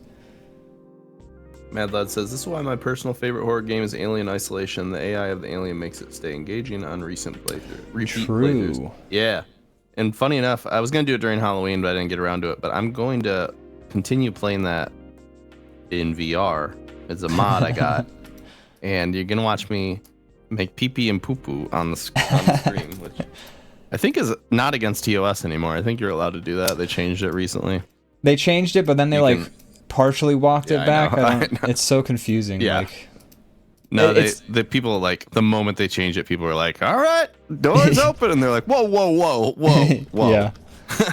I'm drawing hentai on stream now, and it's like, "What? Hey, man." Mad Lad, I'll be doing it right on this channel. I haven't been streaming a lot lately, but I'm going to start doing more. I'm gonna start doing more VR, especially, just because I want to. Yeah, I'll do it here. You can watch me be scared. I'm excited to watch that too. I should plug your edits. Ian edited when I played Resident Evil 4 in VR. Oh yeah, true. And man, he edited the hell out of that video. Quality video. You should watch it if you haven't seen it. Man, they are, they're long watches, I will say. Like I edited every moment. Yeah, don't. It's not. You don't have to sit through it all one go. You can break it up. We also we watched our friend play. Our friend Matty F. There's 2 edits on the DrawBomb Plays channel. There's one of, and again, I edited every moment. Like I really do it up, but they were very much like chances for me to learn editing software, and I took that opportunity. But Brandon playing through Resident Evil 4 in VR is 2 hours and 45 minutes long, something around there. And then our buddy Matty F playing through Heavy Rain for the first time is somewhere around 4 hours. Mad Lad says the RE4 remake just got VR, and now I really want to get a PSVR too. I know. I was just telling Ian about this. Yeah. It kills me that they make all the recent Resident Evil games, all the VR modes are exclusives to PlayStation. I hate it. There's mods for all these games, and that's great, but it's not not the same. It works, but it's clunky. You don't have like your hands moving the way they should, and everything's like, it's modded. So they do a very good job, compliments to the modding community. The guy who does all those, I think his name's like Prey Dog, and he's like famous in the VR modding community just because his mods are great. But I just want the official one that runs so good and smooth and has all the like little bells and whistles that I wouldn't put on a modder to do for free. But, yeah, I watched you play a bit of 7 in VR, and like you said, the guy's trying his best. He does a very good job, but it's just it doesn't have quite the polish. Yeah, maybe I'll give it another go sometime in the future. Yeah, but it's a little jank. He did it for all the remakes too. He did 2 and 3. Oh wow, play that's those awesome. all in VR with the mod. So I should Very do it. cool. Although getting chased by Mr. X is gonna make me drop dead. You'll watch me die on the stream. I would love to see that. That'd be cool as hell. I didn't get that far. Not you I dying. fiddled around I with it just to see it. you No, I playing. know. But I didn't get to Mr. X when I was like fiddling around with the VR and 2. I just wanted to see what it looked like. But man, his scale is going to be terrifying. I bet. Like, that's the one thing I think about is great about VR, especially is scale. Is like Yes. The way you experience it, it just can't be translated on screen. There's games like where you're fighting literal giants, and it doesn't scale is just not really I'm doing something, I promise. that evident. But then I play a game in VR and there's somebody who's just like tall and I'm just like, holy shit, I'm just like looking up at him. It's just I don't know. It's crazy how much of a difference it makes to actually be like feet on the ground. I don't know. So yeah, I'm jealous. 7 and 8 are both on PSVR too. I can't play it. Sad. Yeah, that sense of scale is we're in the Resident Evil 4 VR video I edited and you acted in, I'm gonna call it, where I think that Basically. I really understood the draw of VR was when you were fighting the first El Gigante, because you're clearly terrified, and like when he swings the tree at you, you like cower, because the sense of scale is so convincing that like you truly get transported in that moment, and that made me think like, that's fucking cool. Yeah, it's weird when the thing you're facing is like standing in front of you and it's about like 10 to 20 feet tall. It's hard to get that feeling when you're looking at a screen. Yeah, but in VR it's really strange. It's really cool. I I love it. I'm a big fan of VR. I would love to to give it a shot sometime. Ooh, that was a nice touch. Thank you. Yeah, I wanted to. I wasn't really, I love the background, but I wasn't feeling the grays that were used for the front row of snowmen. It like stuck out too much, or like made it too. I don't know. It just was, for some reason, it like popped out in the wrong way. But then now that you like gave it that red tint, I like it a lot. Cool. I'm glad. Yeah, this is something I always do, but if I'm like finishing up a drawing, a lot of times I'll add a layer on top with like a gradient, and usually the gradient I'm trying to like mimic like the lighting almost, but like just kind of doing it very simply with a gradient, and then I'll set it to like an overlay layer with like the opacity kind of adjusted to what looks right. But that usually helps, kind of like makes everything feel like it's sitting together a bit more, and kind of it seems to kind of make the colors mesh a bit better. And I was like, man, you know what? Yeah. I'm gonna give it a shot. I'm gonna try something else real quick. Does this program have like can you like drag like a hue? Yeah, it has or a hue, but like, what do you mean? Like sometimes when I'm done with the drawing, I'll drag the like colors around just to kind of see like how it would look slightly different. Oh, like a adjustment sort of thing. Like just to fully adjust it, because I'm curious with what, I don't want to make you redraw that whole thing, but I'm curious what that overlay would be like if you did like a bluish color instead of red. Well, let me see. I don't see any. But if there's no easy way to do it, then I don't care, because I like the red. So I don't need to. Hold on. Now it's not necessarily like. Here, I'm gonna try something. Like, let's do something here real quick. Don't worry. Let's try.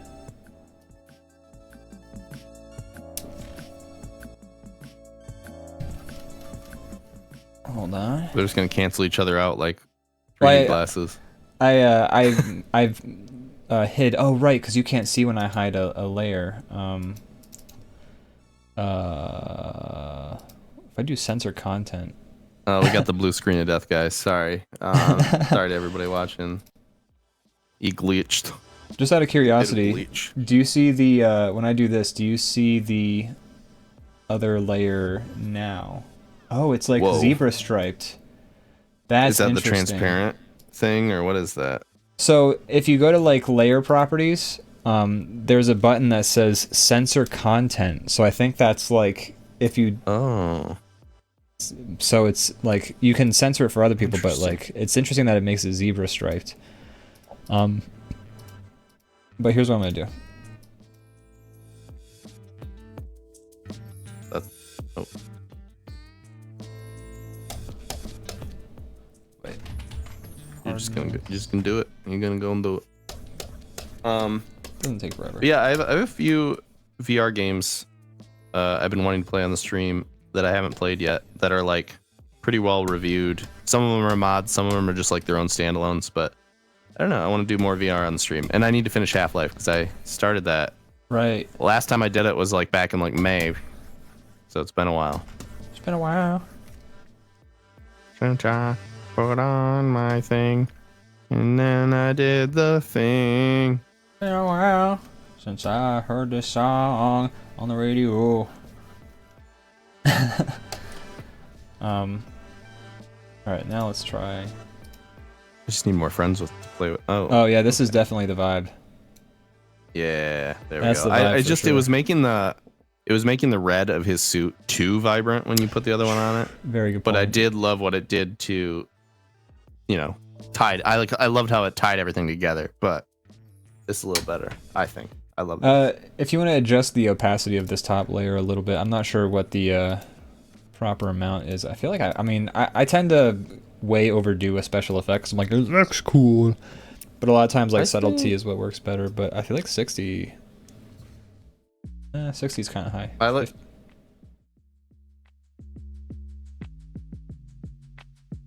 Let me see.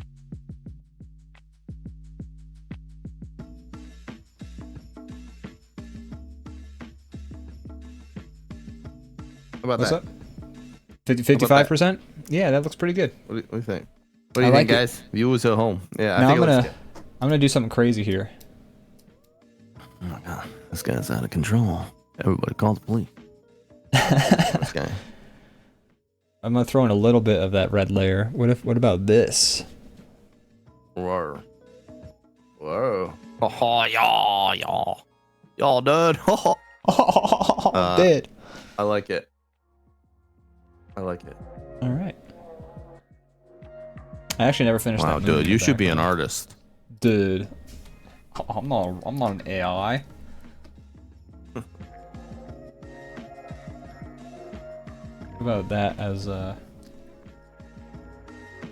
like it. It's your moon.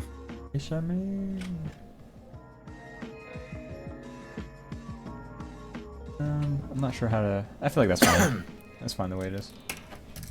Mad Lad says, this drawing is the bomb. Whoa! I don't get it. I don't get it. What is he Yeah. talking about? You don't What are have they to talking explain that. What the hell are they talking about? I'm so What was that about? confused, dude. I'm so It's a confused. good one. That is a good one. We did good. We would have been I'm gonna done save 30 this. minutes early if we hadn't started doing these extra adjustment layers. Oh, it's alright. It was worth it. I'm gonna turn the red down a little bit more, I think. Okay, I won't save it yet then. I like the red a little bit. I feel like this is good. Yeah. Yeah!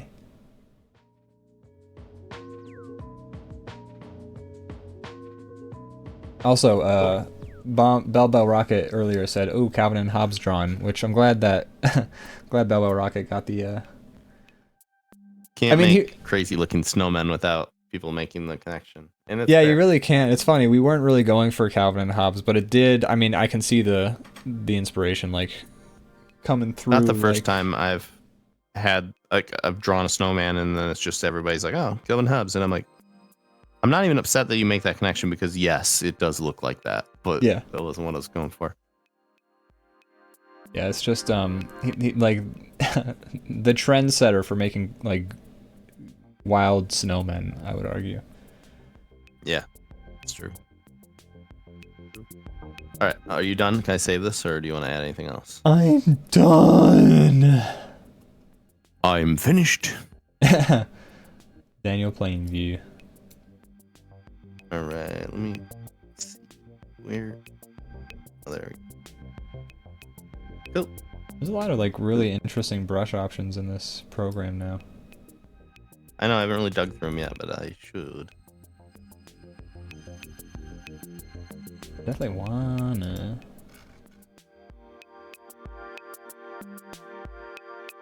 So Wait. 165. Why? Wow. Or 166? 166, yeah. Oh yeah. Yep. You're right. For some reason, my folder was out of order, so I didn't Oh, weird. see the last one. Why you do that? Why you do that to me?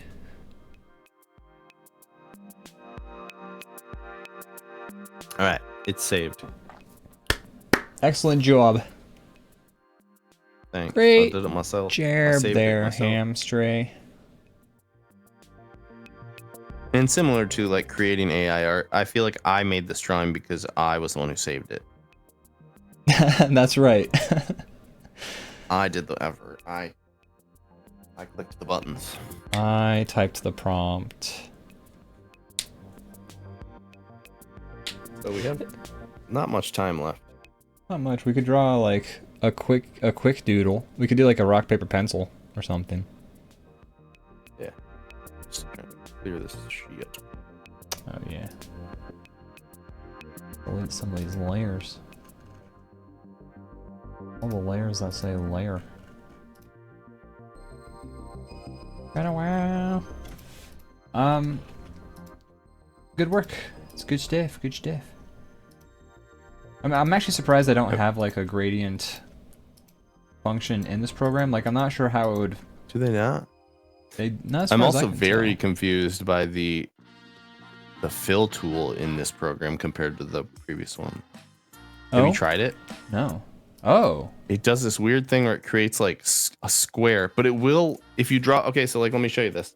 If I Okay. draw like a thing, okay, and then I try to fill it,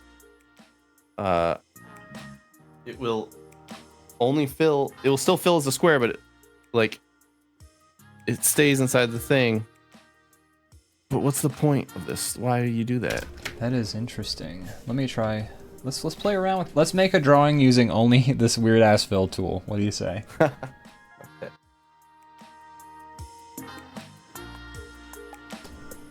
Interesting. Oh, so you actually filled it, or did you use the cube for that? No, I used the fill tool, but I had the box be larger than the circle I'm trying to fill. Right. I guess that's what you're supposed to do, right? That's still weird. It's very strange. Why you do that? Why you do this? Now I'm actually interested in seeing. I might be able to make a gradient of sorts. There's an expand tool, which, whoa. Did I just delete your thing? No. Close gaps. Excuse me. Weird, bro. Yeah, that's a confusing fill tool right there, I will say. It's like only a square, too. It's like you can't... Oh, my goodness. That'd be a way to not do it that way, right? Oh. Maybe found out how, but... Oh.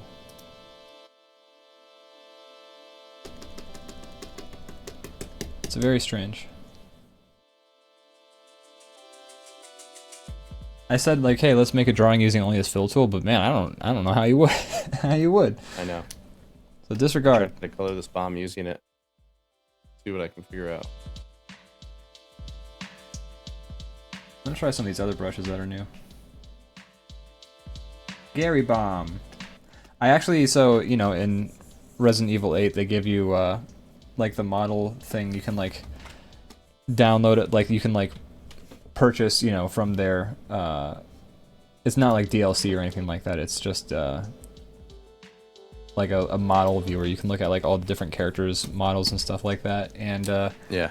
I did download the baby because I wanted to see the fucked up Sure. character design. And what's interesting is they do give you like a little bit of backstory, especially if you download the concept art, or not download, you know, you purchase from their weird store the concept art of the baby, and there are some interesting details that like they put. It's interesting, like the details that get put into things that there's no way you'll ever find out without like someone who made the game like just directly telling you. It's like or like people who do data mining and stuff like that. Like the baby's got like one working foot or something like that, and it's like there's like some sort of extra like symbolism like kind of like tucked into like the baby model or something like that. It's all very interesting stuff. And it's like you know, now that I've beaten Elden Ring finally, I can finally like watch people discussing the lore and stuff like that, because I won't be spoiling myself anymore. And there's an interesting one that came out. I think it's like the person that everyone mentions when they're talking about like people who do like those deep dives into like Elden Ring or Dark Souls or something like that. It's called like Zuli the Witch or something like that. And there's that double-headed dragon in Elden Ring, Placid Sax, I think is what the name is, or Placidiax, or I don't know how the fuck you say that name. Placid Sax. I mean, that's what it looks. I don't know. That's all I'm gonna. Star Runner character or something. It's me, Placid Sax.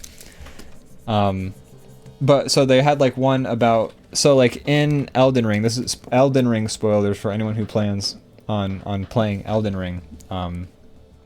But you know, you do find out that the final boss is they're a representation of alchemical or alchemy, and like the rebus, which is like a person who is like one head is like a man and represents one side of something, and the they're also like a woman, and they're like a two-headed person. The rebus is, which is what Radagon, I believe is the guy's name, and Marika are based on, but it's like a man and a woman who are also able to inhabit the forms. I don't know. It's interesting. But like they're based on the rebus in alchemy, and the rebus is represented by like a person who's like literally split down the middle as like a man and a woman, and like they have two heads and things of that nature. I guess one's supposed to be like chaos, one's supposed to be order, I think. But anyways, but what the person did was they've like been going through Elden Ring and like data mining all the bosses and enemies and things like that. And Placidiax or Placid Sax or whatever the fuck, you know, they're a dragon with two heads, and in the dragon's model data, the one head has like, you know, could be, different parts of the characters are animated on bones, and the bones are like the structure that the model is like moves along, you know. And so the bone for the one head is the male bone, and then the bone for the other head is the female bone. And upon looking at the model, they saw that like the male bone head, the bone head, is more blocky and like is like more like square shaped and larger, and then the female head is like more angular and like looks different and has like sharper, tinier horns and like a sharper face overall. And what they're saying is that and there's also like three missing heads as part, like, because like the dragon has at least Where two are those heads at? I don't know, they've been cut off at some point, but you can see like the necks kind of coiling around the dragon, but the heads are cut off. But what's interesting is that, so like the Placid Sax River, the dragon, has a male head and a female head, much like how Radagon has, you know, Radagon's the male part, and then Marika is the female counterpart of the same person. And then it's interesting that the dragon has three missing heads, because it's like a hand has 5 fingers on it. It's just weird, like all these weird, and like there's no way anyone would ever know this shit or like notice these details. But like the fact that they sculpted the dragon's heads to look specifically like one to look more, you know, quote unquote feminine for a dragon. it's interesting that these details are sculpted into the character models when you I mean what I wouldn't notice. I'm like looking at the dragon's fucking feet and trying to dodge lightning while I'm attacking it and like trying not to die. I think if you're gonna build good worlds, you gotta just like flesh shit out in ways that maybe never will be seen, just because you're like, you know, you want to build up the background stuff too, that even if it's not stuff that will be noticed, because it just adds to everything. Yeah, absolutely. No, I completely, I mean, I throw so many details into my shit that like nobody's ever gonna notice. Like, I mean, I did that, this is like a minor one, but I did that full-grown normal business turtles short recently for the YouTube channel, based on like an hourly comic, but like in the comic and in the animation, I changed the characters' names of the turtles, so they're like Hugo, Tristan, Salvador, and Marcel. And much like how the original Ninja Turtles were, you know, Leonardo, Michelangelo, Donatello. Fuck, I can't think of the fourth one all of a sudden off the top of my head. You know, they're based on Raphael. Thank you. I forgot which ones I didn't say. They're all based on Renaissance painters. In the full-grown normal business turtles, they're all named after like Dada and surrealist painters, because I'm essentially making like a surreal like parody of it.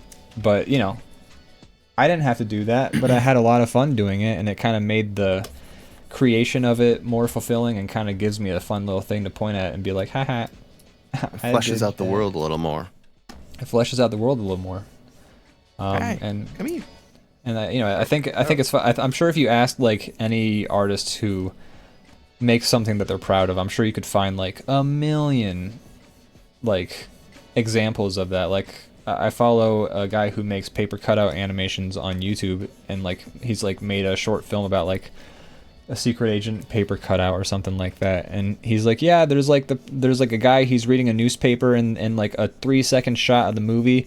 So I had to make like a newspaper prop out of paper cutout, but I actually wrote entire articles, and I even included a bad review of one of my earliest movies in the newspaper. Awesome. And I'm like, that's the shit I love. I love how like there's just like these details that like, you know, you won't ever find out unless, I don't know, you talk to the person. Which is kind of an interesting experience. Are you? Yeah, we had. Is that the kitty? I am. She jumped up in my lap, so. Oh my god. My little pajama cat. Can we see the kitty? Yes, you could say the kitty. Little kitty. She has pajamas because she got fixed and she's keep licking herself. So she heals up. Basically like a cone of shame. Sorry, what were you saying before I made you hold the kitty up? I always like kind of dig into those details that when I notice you put them into stuff like the newspaper in the cooking one. Oh yeah. Like I had to read all that stuff. I wasn't gonna write all those articles, you know. I was just gonna write. It's funnier that you didn't. Yeah, I love that stuff, and I mean, if you pointed at any particular animation that we've made, or you know that I've made, I could probably list a couple of things and be like, I put this detail in, no one's ever going to know, but you will because you asked. But that's, you know, it's better to have all that stuff. Yeah. Kind of. I love that stuff. That's like some of my favorite shit I put in. Yeah, that's true. I mean, it is for me too. Like, I appreciate that you do that. Oh, well, thank you. Do you have any examples of fun details you've snuck into things that you? I mean, I'll do it when I'm trying to think of a project where I've done it recently, but I mean, we had that comic and we snuck like the same drawing of a guy into every single page of it. That's true. Hundreds of pages. Or 100 of pages or whatever. But like 116, something like that. So that's something. I don't know.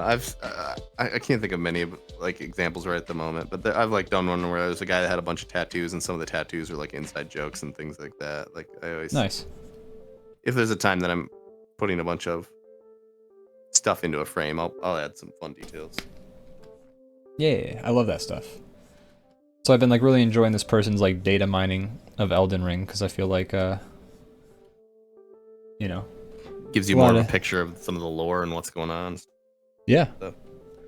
It's also interesting like how the some of the comments are very constructive and some of them much less so. Like on that same video, one of the comments is like, it's interesting how Elden Ring is based on like, you know, the civilization of the Golden Order is built on top of older civilizations, and each like, and you know, that civilization's built on top of another civilization, and each of those civilizations thinks that they're going to last forever, but then like they get taken over by another civilization that basically like builds on top of them. It's very realistic, yeah. But it was interesting. And then of course you have a comment that's like, anyone who doesn't know this clearly wasn't paying attention. It's like, motherfuck, like there's like so hard to glean any info from these fucking games, like about the lore and stuff. Yeah. Like, shut your ass. shut your ass up. Shut your ass. Brandon, do you have anything to plug?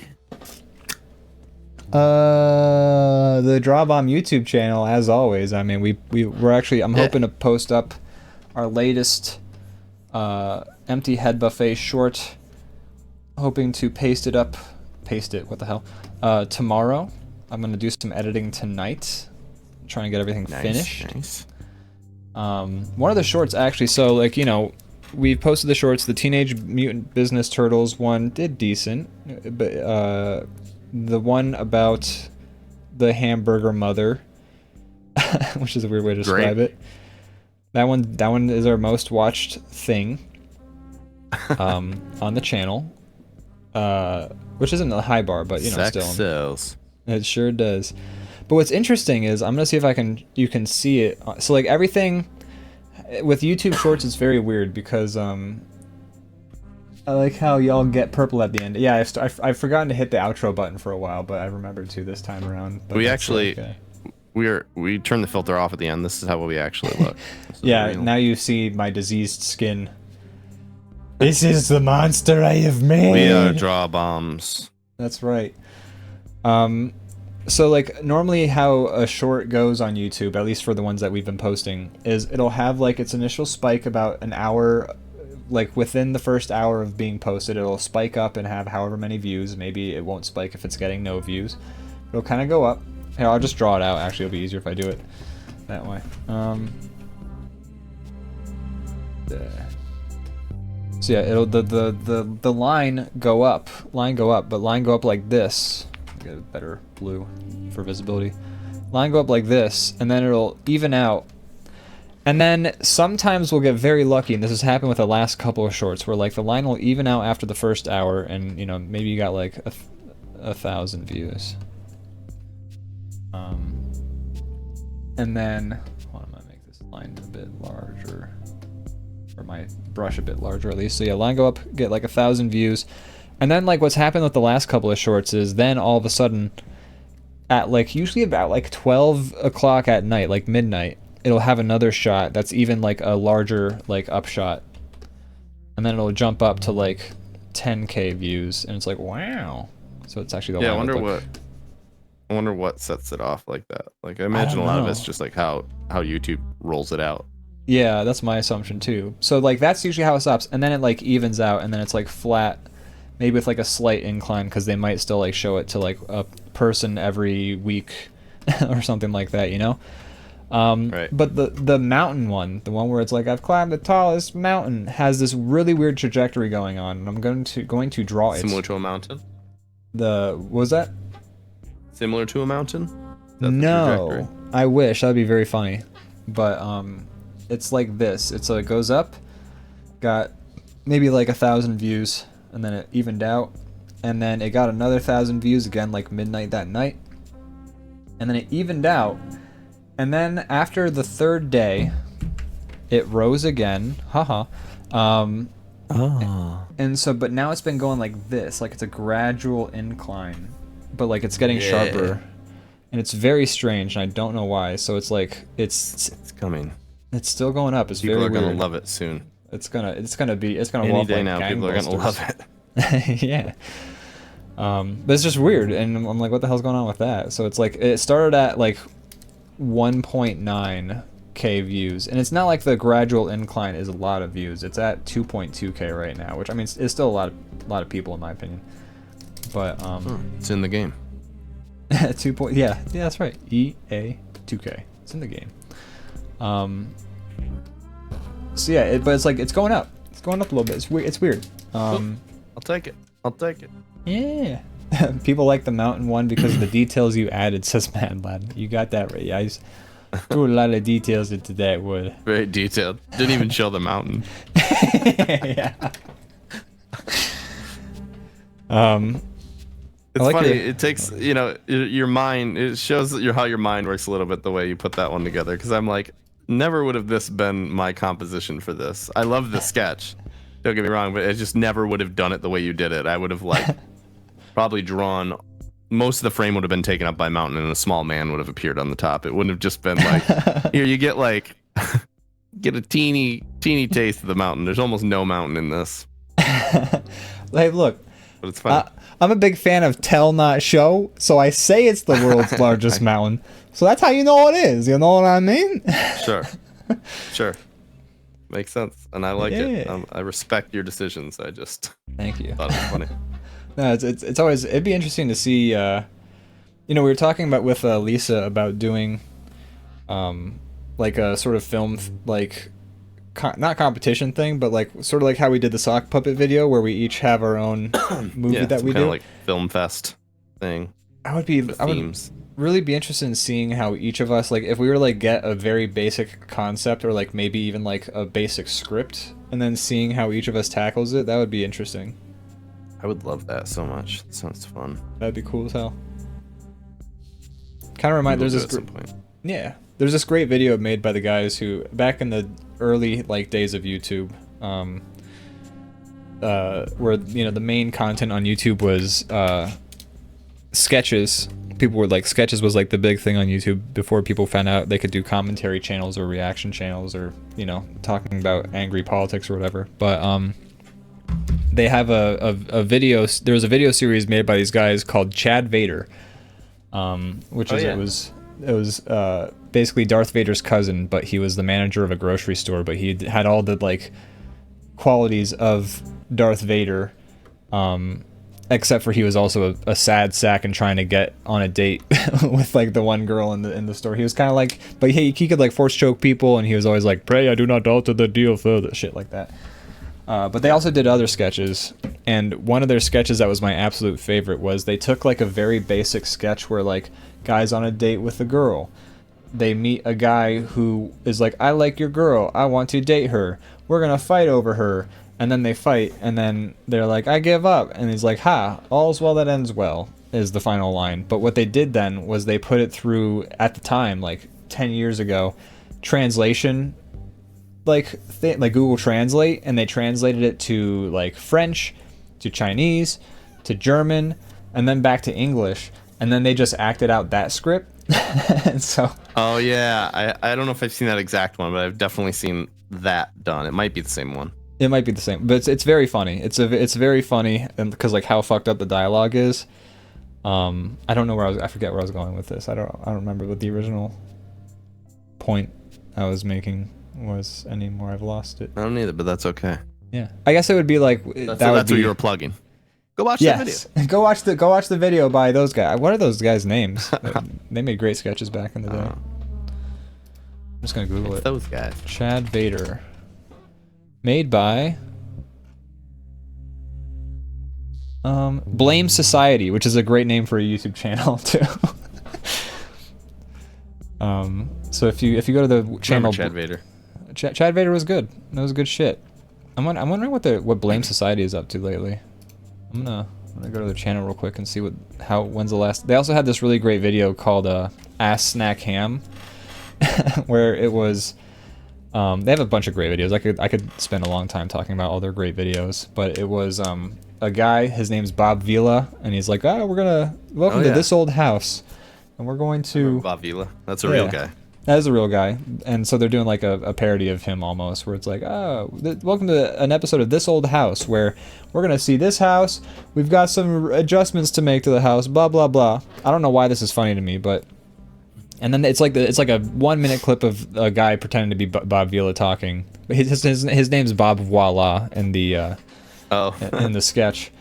And then he says something, and then they like play the same clip of him talking, but then they just replace one word with ass, and then they play it again, but then they keep the ass take, but then they also replace another word with snack. And then it's like they play through it one more time, and then there's ass, snack, and then they've replaced a word with ham. So then he's just like talking, and he just goes like, ass, snack. Yeah, we're gonna go to this house, ham, and we're going to. And I don't know I don't know why it's funny, but it is. I'll have to check out this stuff. Yeah. But looks like they do mostly board game reviews now, which is interesting. Oh, interesting. What a turn. Yeah. But I assume... Monopoly, not that good. Yeah. I guess the series called Beer and Board Games, where they get drunk with like their friends and they. Sounds like they're just doing what's fun now, which is cool. That's the dream, right? Yeah, absolutely. Yeah, I mean, hey, if that was working for me, I'd do that shit. Same. We're trying to get to that point where we can just give up and do board game playthroughs. That's the goal. I want to review Monopoly. Yeah. They've got another one called Welcome to the Basement, which I'm not... It looks like Welcome to the Basement is they pick a friend and then they watch a movie and then they just like comment on it or something like that, and you know, I don't know. Interesting. I'm probably gonna look through some of their stuff, see what they're doing, because I remember these guys. These were OG YouTubers back in the day. Yeah, I'll have to check out some of those other ones you mentioned from like the older ones where they just slowly re-edit it from start to finish, and it's like a game of telephone. I'd like to see this.